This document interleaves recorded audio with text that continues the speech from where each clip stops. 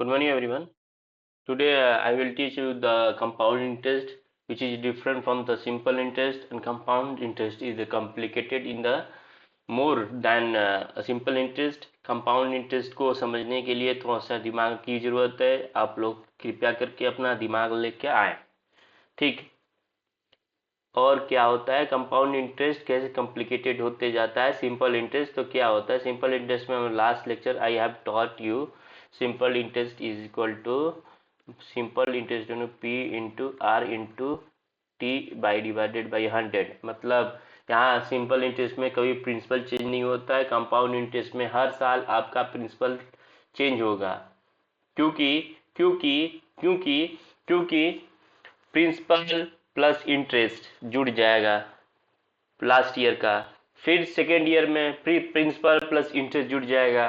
फिर third years में फिर प्रिंसिपल प्लस इंटरेस्ट जुड़ जाएगा. ऐसे करते करते करते करते आपका एक बड़ा अमाउंट बन जाएगा. ठीक. तो उसको कंपाउंडिंग होते हैं, उसको कंपाउंडिंग मेथड बोलते हैं.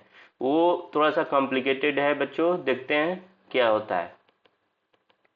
ठीक. आप कभी भी कंपाउंड इंटरेस्ट कैलकुलेट करते हैं तो देखिए ये ए है माइनस पी. पी क्या है? ओरिजिनल अमाउंट है.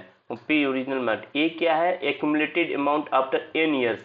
जब आप 10 साल 5 साल 6 साल 8 साल 12 साल जितना अमाउंट डाले हैं, प्रिंसिपल मान लो 10,000 रुपया डाले हैं, उसका कंपाउंडिंग मेथड से जब इंटरेस्ट कैलकुलेट करके कंपाउंडिंग मिलता है. A is the accumulated amount. A क्या होता है नीचे में बताता है. A is the amount of accumulated after n years including interest. अब इंक्लूडिंग इंटरेस्ट मतलब क्या? इंटरेस्ट भी जुट रहा है कंपाउंड में भाई. इंटरेस्ट भी जुट रहा है. इसका मतलब कंपाउंड इंटरेस्ट में इंटरेस्ट भी जुट जाता है, प्रिंसिपल के साथ जुट जाएगा तो वो ज्यादा अमाउंट होने लगता है. अब उस पर फिर इंटरेस्ट लगने लगता है. Interest on interest, interest on interest, interest on interest. जितना लंबे समय के लिए आप छोड़ेंगे तो वो पैसा 10,000 रुपया अमाउंट बहुत बड़ा हो जाएगा. मतलब ये सिंपल इंटरेस्ट नहीं है कि आप इसी प्रिंसिपल का जो मूलधन है वो सेम ही रहेगा हर साल. यहाँ सेम नहीं रहता है. ये झुंझुना सेम नहीं रहेगा. ये झुंझुना चेंज होते जाएगा. झुंझुना 1, झुंझुना 2, झुंझुना 3. मतलब आपका मूलधन 1, मूलधन 2 हर साल के लिए मूलधन नया नया बनेगा. कैसे बनता है कि वो इंटरेस्ट के साथ जुड़ जाता है बाबा. अब ये ए कैसे आता है? ए का फॉर्मूला होता है, आपको बताते हैं. ए का फॉर्मूला होता है A equal to P principal जो मूलधन है आपका 1 plus r interest in n divided by n t. मतलब क्या? A is the accumulated amount after n years. कितना ईयर्स के लिए लिखे हैं? 1 साल के लिए, 2 साल, 3 साल, 4 साल, 5 साल, 6 साल. पी इज द मूलधन जो आप प्रिंसिपल डाले हैं फर्स्ट टाइम आप जो 10,000 इन्वेस्ट किए हैं. R is the rate of interest, किस दर पर आप दिए हैं या लिए हैं या दिए हैं. आप दोस्त को दिए हैं तो 10 आपका वो पैसा आएगा. किस रेट से आप उधार दिए हैं, 10% 15% किस ब्याज दर पर दिए हैं, और टाइम कितना साल के लिए दिए हैं. और एन इज द फ्रीक्वेंसी. आप किस मतलब ईयरली, आप ईयरली वार्षिक रूप से आप मतलब कंपाउंडिंग करना चाहते हैं कि मंथली बेसिस पर कंपाउंडिंग करना चाहते हैं कि क्वार्टरली बेसिस पर करना चाहते हैं कि हाफ ईयरली, मतलब हाफ ईयरली करना चाहते हैं, 6 माही पर, 3 माही पर, 12 माही पर, कि मंथली मतलब मासिक पर. कितना मतलब किस फ्रीक्वेंसी से आप कंपाउंडिंग करना चाहते हैं. मतलब इसका मतलब क्या होता है आपका N number of time the interest is compound per year. मतलब क्या? 1 साल पर लेंगे तो 1 साल पर ब्याज मिलेगा. अगर हम आपको चाहिए मंथली बेसिस पर तो मंथली बेसिस पर ब्याज मिलेगा. आपको हाफ ईयरली चाहिए तो हाफ मतलब 6 महीना पर मिलेगा. 6 माही पर. 3 माही पर चाहिए ब्याज तो 3 माही पर मिलेगा. कैलकुलेट करने के लिए आप क्या करते हैं, मान लो एक एग्जाम्पल अमाउंट कैलकुलेट करते हैं. चलो माना कि मैंने अमाउंट प्रिंसिपल स्टार्टिंग में 10,000 रुपया डाला. ठीक. ये 2 साल के लिए डाला, 2 ईयर्स. तो रेट ऑफ इंटरेस्ट मान लो 10%. ओके. अब यहाँ कैलकुलेट करते हैं amount P into 1 plus R N into N T. Okay, P कितना हो गया 10,000,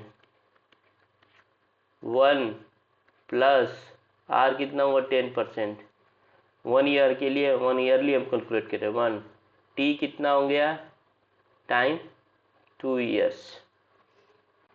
ओके, तो 10,000 कितना हो गया 10 प्लस 1 11 इंटू 2, मतलब 10,000, यहाँ 100 हो जाएगा।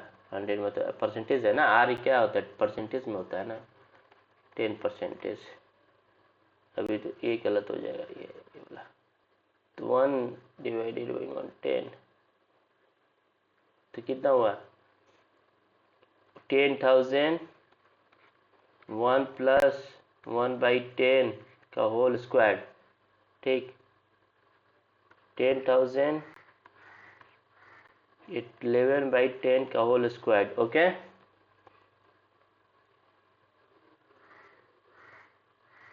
ये हो गया 10,000 इंटू 121, जब स्क्वायर करोगे तो याद आ जाएगा, तुमको मालूम होना चाहिए। 100 टू 2 गया, तो 1000 इंटू 121 मतलब क्या 12100, तो 12,100 रुपया है आपका अमाउंट। तो मतलब क्या हुआ, आपका अमाउंट आ गया 12,100 रुपया। ये अमाउंट हो गया 2 साल के लिए, आफ्टर 2 ईयर्स, आफ्टर 2 ईयर्स। मतलब हम क्या किए 10,000 रुपया एक बंदे को दिए 2 साल के लिए, रेट ऑफ इंटरेस्ट 10% लगाया, तो हमको 12,100 रुपया मतलब 2,100 रुपया हमको प्रॉफिट मिला। हम 2,100 रुपया प्रॉफिट कैसे निकला देखो। अब सिंपल इंटरेस्ट मतलब क्या, simple interest equal to A minus P, A minus P means that means compound interest equal to ये कितना आया 12,100 रुपया माइनस 10,000 लगाया था पूंजी, मेरा पूंजी 10,000 था, तो 2,100 रुपया मैं कमा लिया आफ्टर 2 ईयर्स। ऐसे ही हम लोग कैलकुलेट करते हैं सिंपल इंटरेस्ट, कंपाउंड इंटरेस्ट।